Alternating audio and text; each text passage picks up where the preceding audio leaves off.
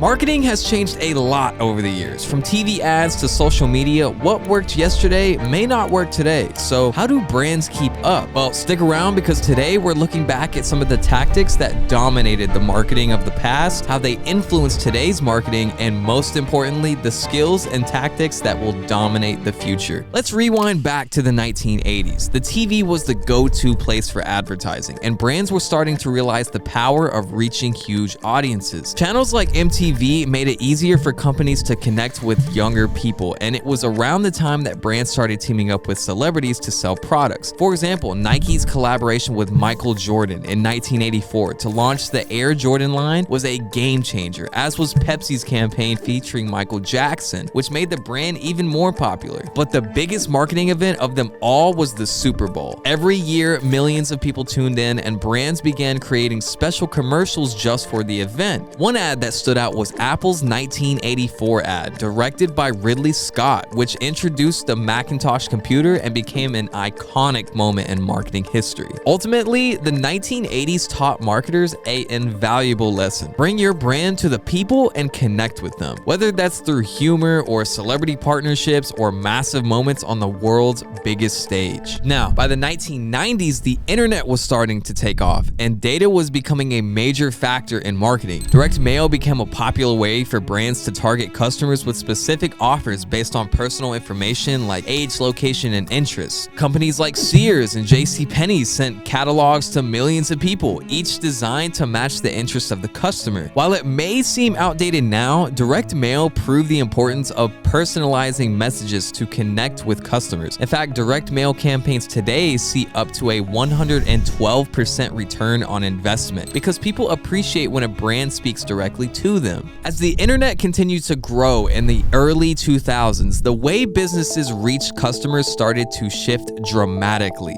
With the launch of Google in 1998, marketers suddenly had a new way to reach people by appearing at the top of search results. This led to the rise of SEO, where businesses focused on improving their website to rank higher on Google and attract more visitors. And by the mid-2000s, its search engine was handling over 200 million searches every single day. Now, Amazon saw the opportunity and jumped on this early, using SEO like a pro to dominate the e-com game. Jeff Bezos, who's now a household name and also known for his iconic bald head, knew that if he could get his product pages right, descriptions, reviews, and related items, Amazon could become the go-to place for anything and everything. And as we all know today, it worked. Now, at the same time, PPC advertising really started to take off. With Google Ads, companies could bid on keywords and only pay when someone clicked on their ad, making advertising a lot more cost-effective. This allowed businesses to target customers who were already searching for exactly what they offered. For example, a local pizzeria could show up when someone searched for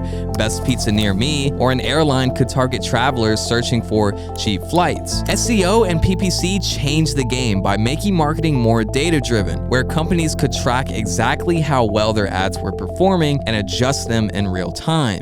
Oh boy, fast forward to the 2010s, social media became a major part of daily life, especially with the rise of smartphones. Brands no longer had to wait for people to come to them. They could engage with customers directly on platforms like Facebook, Instagram, Twitter, and Snapchat. Facebook made it possible for brands to target very specific groups of people based on their interests, location, and behavior. For example, Coca-Cola's Share a Coke campaign used Facebook's tools to encourage people to find personalized Coke bottles with their names on them, turning a simple product into a social experience. Instagram became a platform for visual storytelling, where brands could connect with their audience through high-quality images and lifestyle content. Nike, for example, leveraged Instagram to build a community around fitness inspiration, sharing motivational quotes, athlete stories, and workout ideas that encourage followers to engage with the brand beyond its products, positioning Nike as part of their fitness journey. Twitter, now known as X, stood out as a way for brands to engage directly with customers in a quick and fun way. Brands like Wendy's became famous for their playful tweets, using humor to build a younger, loyal fan base. Snapchat and TikTok introduced short-form content, captivating younger audiences with playful filters and interactive features. Brands like Taco Bell used Snapchat's lenses to create shareable experiences, while Chipotle's Guac dance on TikTok invited users to to participate in a viral dance challenge. This decade shifted the way we look at marketing. And one key lesson that you can take away is that marketing isn't just about selling. It's also about building communities and connecting with people on a personal level. Now, the 2020s flipped marketing on its head. This was/is the decade when brands had to drop the corporate act and start acting like,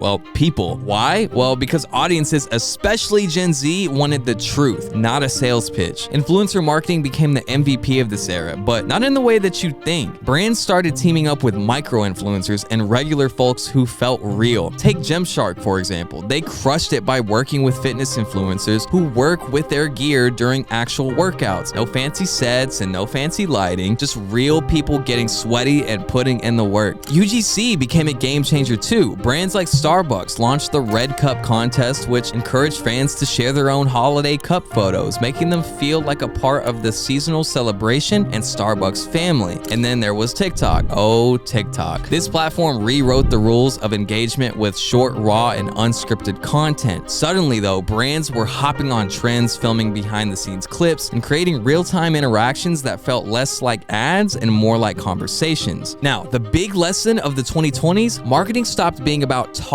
at people and started being about connecting with them. And honestly, there's no going back from that. So we've covered where marketing has been and where it is now, but here's the real question.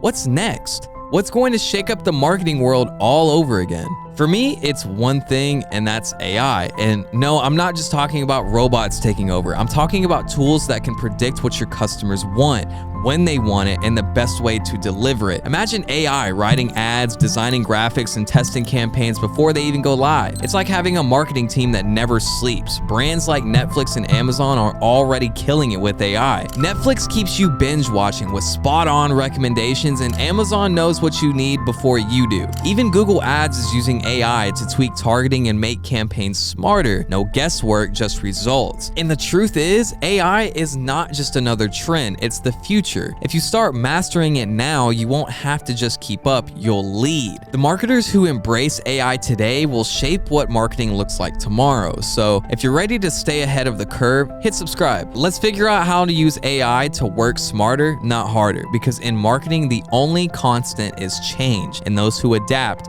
will always win.